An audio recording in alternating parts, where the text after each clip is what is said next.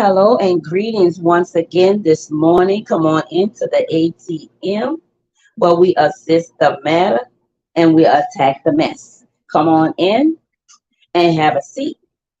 We're going to talk about Rudy Farias and if this is a hoax or is it or was he missing? That's what we're trying to find out today. Come on in for those on the back. Let's be polite, be courteousy about anyone that's going to come into the audience today. We want to respect each and everybody that's going to be in the audience and maybe going to be listening to this video. We're going to do this again. I know I felt a little bad earlier. I did the video earlier, but we're going to do it right today. Okay. And then we're going to cue in a video by the journalist Cornell X, and we're going to listen to him, but we're going to give a little bit of description of the young boy, Rudy Ferris. Let me read my copyright disclaimer. My copyright disclaimer under Section 107 of the Copyright Act of 1976. Allowance is made for criticism, commenting, news reporting, such as teaching and education and research. Fair use is a fair use permitted by the copyright statute that otherwise might be infringing. That's it for that. I just wanted to get that out the way. And from this segment forward, as I speak, this is my opinion. A public opinion matters. So it's not always going to be facts, but these are a lot of facts that I'm going to speak, but something that I'm going to speak from my perspective is going to be alleged, in my opinion. So we don't have to repeat it again. Let's get started. Now we know Rudy Ferris' name has been floating over the internet the last couple of days as his return. We know his mom reported him in March of 2015 missing, saying that he was abducted by some cartels trafficking. We know this, right? Okay, forward it, June of 2023, 29th of June, he was reported back home. We know from police reports or from the news reporting that he never left home. But then it seemed like it's a miracle, but he never left home. But he was reported by his mom. His mom raised money through a GoFundMe for his whereabouts, saying that he was abducted, kidnapped by some Mexican traffickers, cartels or traffickers, whichever way you want to take it, because many people have heard about the story. Some people want to hear different people's perspective on the story. So that is the little story on that part. She did set up a GoFundMe for him for his missing of $75,000. She did not receive the whole 75. She received $2,000 in return. And for as festivals, different things like that, she have done to collect money from Ferris, knowing that she lied about his whereabouts, knowing he was actually implemented in this whole thing. He is the victim in this whole thing. Let me give a little more insight on Rudy Ferris and his family. When his mom reported this in 2015, she reported that he was 17, which he was 18. Now he's 25. Let me tell you a little bit about his family. His father's name was Rudy, also senior, 51 years old. He was a police officer at the HPD. Remind you, he was a police officer under investigation. He was 51 years old. He was under investigation for rigging tickets. They fired him, but upon that firing, while he was under investigation with three other HPD officers, he committed suicide because of the scrutiny and what he was going through under this eternal affairs. He committed suicide in 2014. That's his father. So we have a brother also died in a motorcycle accident in 2001. So picture a young person at the age of 18 losing all this, is his father, his brother. Now he's dealing with a mother and that psycho mind that she's in to abduct him and plant him in a situation saying that he was missing for 8 years. Within 4 years, half of that 8 years, she received allegedly insurance money. You have to be missing a certain amount of time in order for you to receive insurance money, and they're gonna issue it out to the beneficiary, the next of kin, which was the mother. So all this, to me, in my opinion, was a hoax to get money and explore the money, because that's what she did, explore the money for personal gain. She went on vacation, lavish vacation. I don't know if she took Rudy, but she damaged Rudy mentally, physically, emotionally by telling him he had to play different things. But allegedly, she abused him within those 8 years. She molded and she shaped him in a certain way that mentally messing him up.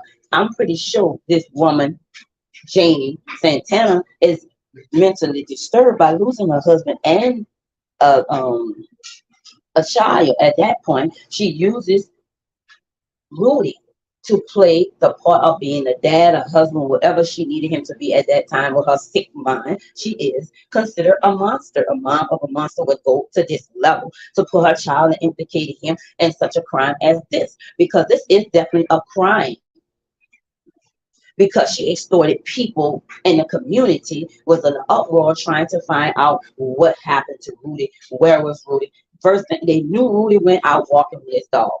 He didn't return, but they found the dogs. Then we know the mom reported him, because this is all the scheme that she had to follow by. But I believe in the sick mind that she was in, she was orchestrated by someone within the police department, because he was well known in the community as a police officer, and all these scrutiny that came down and fell upon him, it was so much pressure he could not handle it. So this is the type of thing that people would do. What if Rudy would take this same role that his father did, because of what his mom is doing to him mentally and physically abusing him to a point that he could not have his space. He wanted his space. Then they implicated other people was involved. They invited other people to come in to help out with the search. She also had people, I believe, to come in and cause friction and put them in the spot of one. She offered money. What I'm saying, she offered money to some of the residents around in the area to cause harm to her home, to damage her home. And these people also going to speak in this video that I'm going to show. So I'm not going to talk in too much about that. I'm going to let them say it in this video. But that's what we know about Rudy. He is found. He's alive. He's well, but he's not well to the point that he can really function, because I think she did a damage control to him by mentally, enslaving him to that part to keep him in a home. How could she hide him in a big um neighborhood in a community like that? But they was worried about him, just to find out that she kept him in the home for 8 years without anybody finding out. But then a source said that one of the police officers camera caught Rudy in the home. So were they visiting this Jeannie lady? Was they still in cahoot with her because of her husband and affiliation she had with the police department? That's why they're not charging her. So why isn't any charges coming to this woman? She committed fraud with the insurance money, because afterwards the beneficiary was her. She received the money. Why isn't she being charged for fraud? Isn't she being charged for embezzlement, money out of these people for gain? Fraudulent, extortion, all of these things. And will the HPD be held accountable? Because something is going on with this. They are covering up something. They are covering up something. Guys, thank you for coming on in. This is the ATM, where we assist the matter and we attack the mess. Y'all, be courtesy when you're speaking in the comment, and respect each and everybody that's here, because everybody has an opinion. And we're gonna cue this video and it's ready to go. I thank you for coming on in. Subscribe to the channel and give me a thumbs up. Let's go.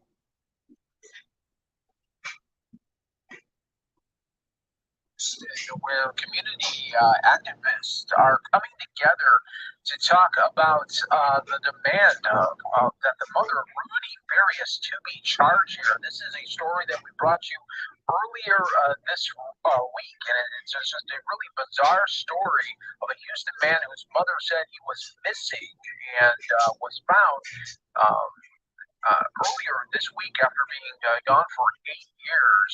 And let's listen right here on Live Now from Fox. Liars! That man heard everything that I heard.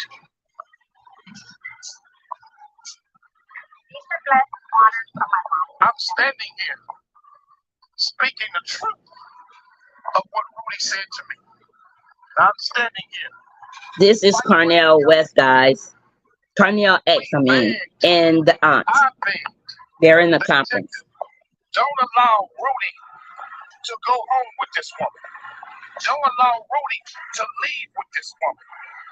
I begged him to do something to stop him. I said to the detective, all three of them, after what you and I just heard in that room with that young man, how in the hell can you allow that boy to leave with that woman? And the detective said to me, because he is an adult, there's not a lot we can do about it. The detective, I also said to him, I said, sir, you know everything that young boy just told us. You cannot allow him to leave with her. That young boy told us how she would lock him in a room and leave him locked in there. That young boy told us how she would give him drugs, mushrooms as he called them. That young boy talked about how the drugs would cause him to hallucinate. She lied and told me when I first talked to her that the Hispanic young man that was seen here was her ex-boyfriend. And then when we were in the meeting with the detectives, she said it was her nephew. She's been telling lies for years. So you mean to tell me, Houston Police Department, this woman can tell multiple lies to law enforcement. She can raise money all on GoFundMe pages. I talked with the investigator for at Lyft today who worked on this case for years, the private investigator. She would raise money for Miss Jenny. And one time she said when she raised the money for her, she only came for 5 minutes, picked up the $2,000 and drove off and left and didn't even thank the people who was raising the money on behalf of her to look for you. I cannot believe and I refuse to believe that there's not a single charge that they can come up with to put this woman in jail so a judge can tell her you can have no contact with the victim, just like you do in domestic violence cases. If a man gets arrested for putting his hands on a wife, God forbid, they tell him that you cannot have any contact with the victim. Rudy is a victim. The reason why he was so willing to lie is because she had convinced him that the police had warrants out for his arrest because he had ran away. And she told him, because you ran away and they were looking for you and they spent resources looking for you, that you have a warrant for your arrest. And if they catch you, you're going to jail.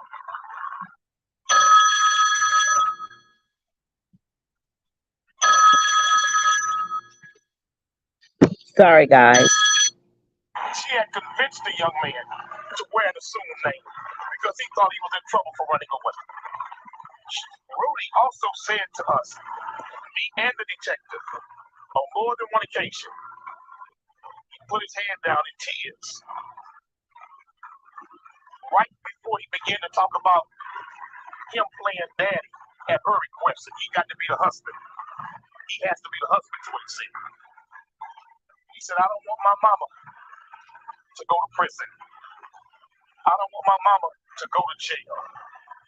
On yesterday, when the question was asked, was there a sexual relationship?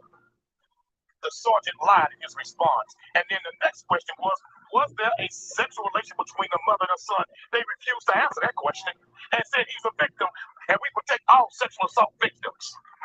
See, they know what I'm saying is the truth. That dirty, low-down damn cop was right there with me when Rudy said everything that he said. Just go back and look at the press conference. Why didn't you say from what we know there was no sexual relationship? You so freely saying that there was no sexual abuse reported. So what are you suggesting? Because he was of age, he gave consent? Is that what you're trying to suggest? Let me tell you something. Rudy is a victim. And for HPD to suggest on any level that that young boy may be involved in this scheme, that's wrong. That boy wasn't involved in no scheme. That woman a straight up monster. Telling you straight up. That's what that woman is. Woman sat there and told Grizzy and I both multiple lies. Multiple lies. And then get in the room with the detective and she started singing a whole nother song. Rudy, in my opinion, his safety is in danger. Until he can be removed and placed with loving family or put in a facility where he can receive the type of mental health treatment and drug detox treatment that he needs. He needs that help. And right now, he's not getting that help. And what further angers me, for that cop to hear about all the drug abuse, and he ain't do nothing to get that boy no help. Should have called. I said, man, call the paramedics. Take this kid to the hospital. Look at it. And she told a big lie when we first got there. And I hate to put you on the spot, Grizzy, but if it wasn't for Grizzy, I would have never got involved. Let me say it again. If it wasn't for Grizzy, that mother never would have called me. But she called me, thinking I was going to help cover up with the lies she would tell and defend her. Man, let me tell you something. Everyone should be praying for Rudy and should be outraged with how this is being handled. That woman should be under the jail. I'm telling you for a fact what this young man said to me. And I'm going to leave it at this. HPD, don't try me. Because I got it on record what he said to me. But for the sake of the victim, I'll respect that young man's dignity as my lawyers told me to. But if you try me with your lies again, I'll let everybody hear what that young man said. But I want to respect that young man's privacy because what he went through should be for him to expose to a therapist and not for me to share with the public. But I covered my bases. I'll take your questions. What I think HPD is embarrassed that they encountered Rudy on several occasions and did not do their due diligence. When they came to this address, had they done just some basic fundamental research, they would have seen that a child went missing from this address just years before. When they encountered them on other occasions, they didn't do their due diligence. Yeah, so this activist Cornell asks, what he's saying is the HPD still is covering. So I don't know if HPD, because of the relationship that her husband and her have with these officers, with the department, that they can cover up and not think that it will be uncovered. He was sitting in an interview with Cornell about Rudy, and he was there at the same time. Rudy was there, and he lied to cover up. This is what they do in corruption and color of law. They protect themselves under this umbrella of law, coloring themselves underneath it. So this is what we have to deal with each and every day, not just because of this Rudy Farias case, but other cases we deal with this a lot where these officers cover up and lie and commit crime themselves. So the reason why I feel, in my opinion, they don't want to uncover it because they have their hands in this matter, in this mess. And we're going to deal with it. We're going to deal with it, the ATM. Let's continue. They let that boy keep going with his mother. when neighbors would call in, when family would call in and say, hey, look, we got this tip about Rudy. They never even followed through. And in fact, they have to tell the whole world now why when Rudy was found, you waited 8 days. 8 days to question him. In fact, they weren't going to even question Rudy. Let me be clear about that. They had decided that they were not going to question Rudy after the mother told them he's nonverbal. The mother told me and the detectives right in front of Gracie, oh, he's nonverbal, he can't talk. Why would this mom say that he was non-verbal? Why would she be lying and covering up? And why wouldn't the HPD want to interview or do they due diligence in this job? Because all the fingers are pointing at the mother and HPD covering up some crimes. Who was benefiting from this? And so I pulled up a chair and I sat down next to him, and he was holding his mother's leg and crouched all over, and she had covered him up with a blanket. I said, little brother, can you look at me? And he raised his head up and he looked. He said, I know you. I said, you do?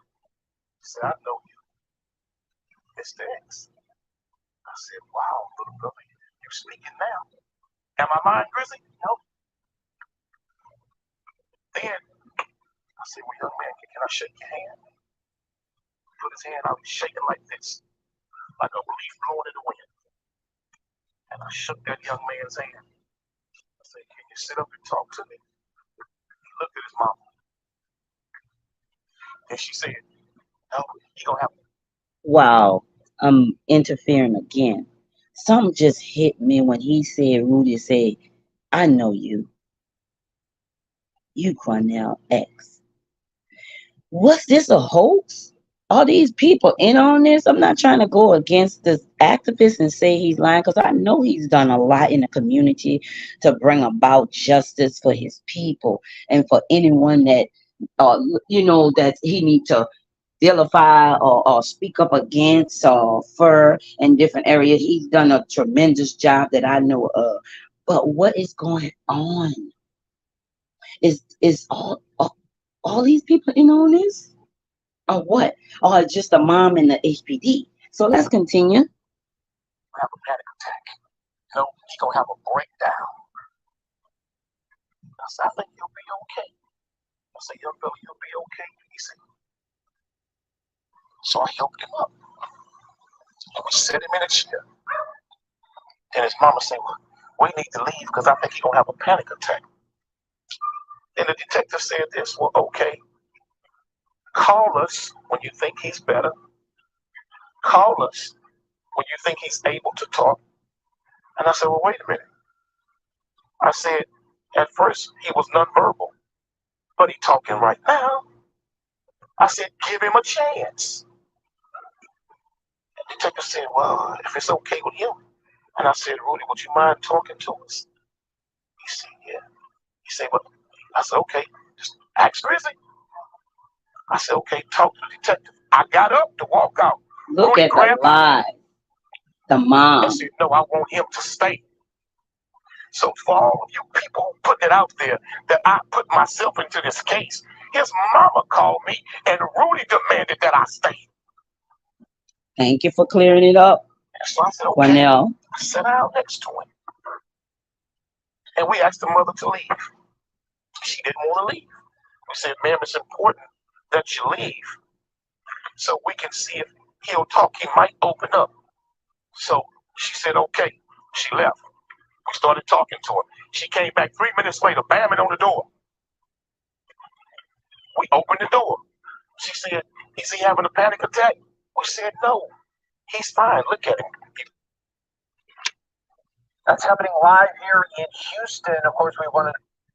I'll cut that off because you notice they asked her to leave. Rudy is the victim. She's the perpetrator.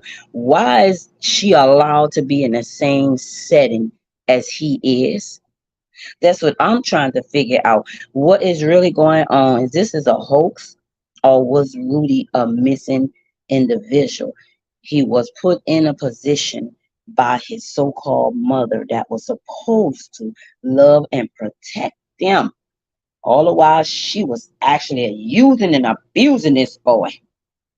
And she need to be charged. We'll be back to talk about this again on part two. I'm gonna dig more deeper, and we're gonna get back to the activist, Mr. Cornell West. Thank you for coming in, giving me a thumbs up, and subscribe to the channel. I appreciate it. This was my perspective on Rudy Farias missing, his mysterious missing. Again, this is the ATM where we assist the matter and we attack the mess. That's my perspective. Have a great morning.